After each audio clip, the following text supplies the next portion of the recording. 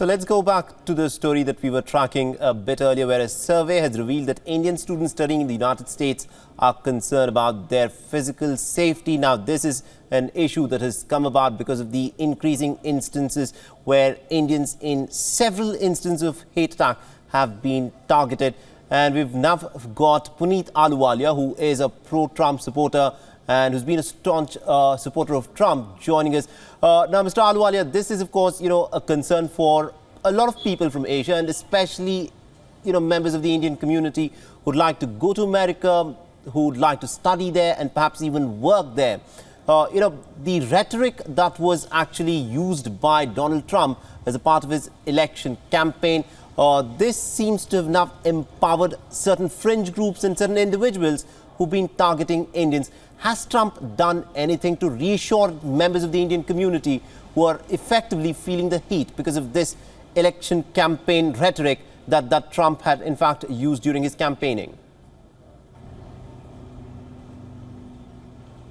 Well, first thing is a very good afternoon from a lovely melting Delhi.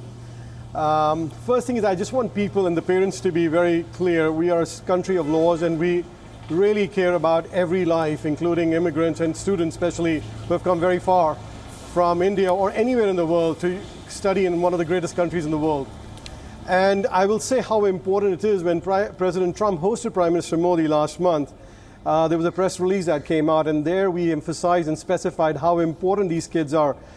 166,000 kids, or over 166,000 kids, studied in the United States from India in 2016. Secondly, we generate about $5 billion in revenue and create 64,000 American jobs because of that. And an important fact is we, in the last 10 years, created $31 billion from these kids. So if it's an important financial aspect, and we realize and recognize the importance of that. But to answer your question about President Trump, he has been very specific and very clear. We will not tolerate hate or racism, and he has come out strong and has spoke about when he addressed the Congress. And more importantly, we've also had the governors and the congresswomen and the police chiefs at every given instance work very effectively with the community and going out and calming the fears of the people. So please understand, we are very, very proactive in this aspect. We care about life, and we care about especially lives of students, because we can understand the apprehension and the concerns the parents have.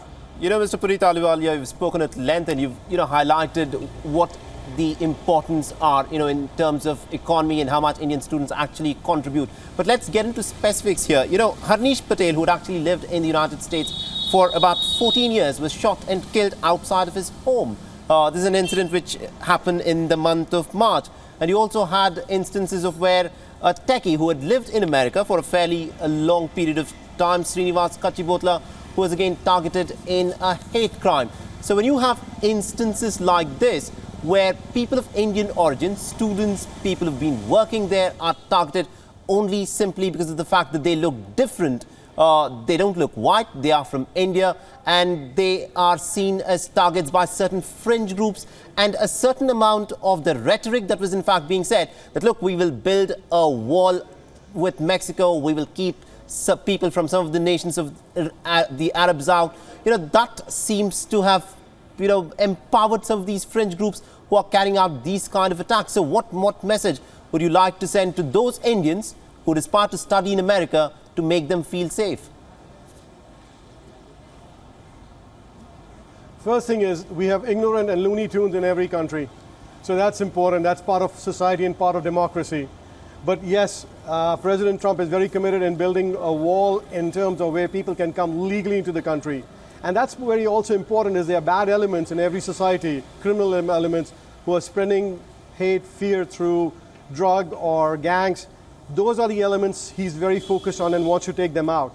So I want to reassure the parents, we as Americans, I'm an Indian American, with the grace of God, it's never happened to me in any aspect in 27 years in the United States, ever been subjected to any kind of hate or any kind of racism. But I would say there are ignorant people, and the fact is that starting from our president all the way down to our police chiefs and police officers, very cognizant of that. And I don't want the parents to be apprehensive and concerned. because we are a country of laws and transparency, and whatever can be done, all forces of legal aspect will be emphasized and put on those perpetrators of hate or racism. Mr. Ahluwalia, you're emphasizing the fact that America is, of course, committed to having the Indian students there. But the rhetoric which comes out stating that, look, when students go there, they'd also like to get jobs there because they're investing a lot. And to somehow state that we will only give jobs to the Americans, and perhaps, instances of H-1B visa, which a lot of Indian engineers who would like to go study in America, get jobs there, they are somehow put off. They're wondering, look, if I were to invest so much of the money and if I'm not able to get a job there, then perhaps, the investment which I'm making is not going to give me good returns. Anything that you'd like to say in terms of what the Trump administration wants to do in terms of the H-1B visas? Well, I think we will always want talent. India has a great, huge talent pool which we want to partner up with. But at the same time, I think it's a good incentive for people who have been sitting on the fringe to become citizens, so become citizen and become part of the political process in the United States. Also at the same time, I also want to urge the intellectual community in India and overseas to, look, we're a $20 trillion economy, and we not only create jobs, we are also innovators. And it's always been a fertile ground, and since the beginning, and will be. Please, campaigns are run and fought, but look at the way President Trump hosted Prime Minister Modi.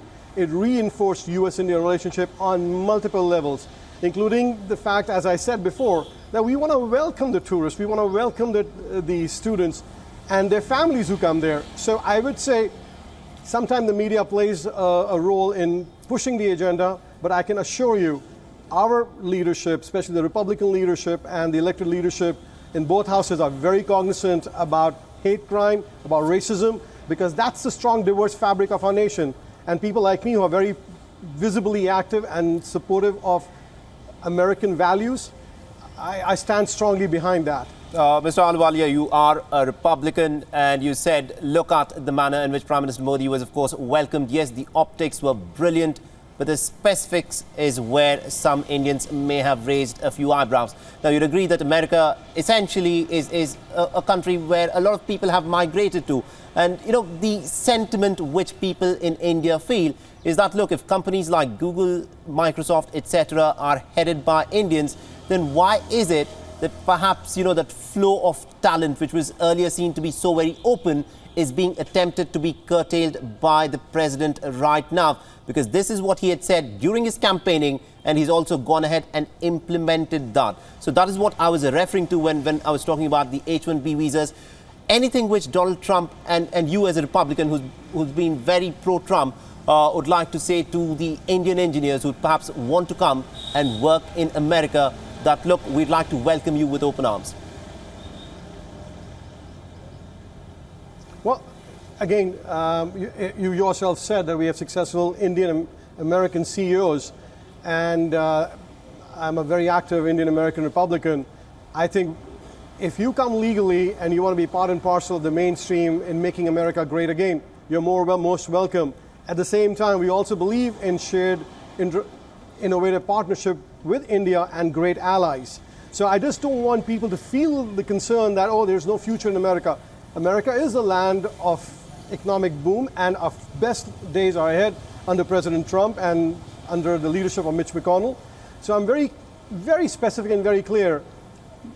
There are ways for us to partner up where there can be jobs created on both sides of the continent with the Make in America and Make in India partnership. That was discussed. And if you see what came out of the meeting, beside the defense, beside the space exploration, agriculture, the healthcare, there are partnership which is being done on multiple levels.